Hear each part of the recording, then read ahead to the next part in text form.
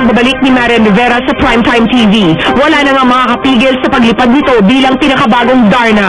Last Monday sa unang pagkakataon, isinuot ni Marian ang bagong official costume ni Darna para sa isang pictorial, kung saan ipinakita ng aktres na handang-handa na siya maging pinakamaganda at sexing Pinay superhero. Kasi pagsuot mo yung costume, nag-iiba talaga siya. Lalo pag sinasuot ko yung helmet pala, parang nag-iiba talaga. Talagang, wow, okay. Parang sumasalib talaga siya. Kapansin-pansin namang very confident si Marian sa bawat galaw nito habang suot ang very sexy costume. Isang bagay na pinaghirapan talaga ng aktres, kasabay ng malaking expectation ng fans. Para magawa mo mas maayos yung trabaho mo, mas maganda kang tignan sa suot mo, kasi hindi siya basta-basta eh. Kailangan talaga pinag-aaralan, pinaghahandaan at pinagbubutihan talaga bawat galaw.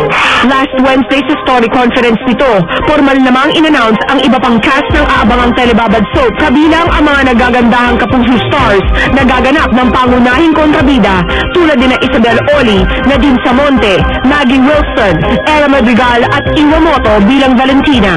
So lahat magaganda ang kalaban ko at lahat sexy din, di ba? So naman, syempre kailangan lagi kong paghandaan, i-maintain ko yung katawan ko at syempre yung fight scene ko pa rin, kailangan tuloy-tuloy pa rin yung pag-training ko para hindi ako mawala. So dire-diretso pa rin.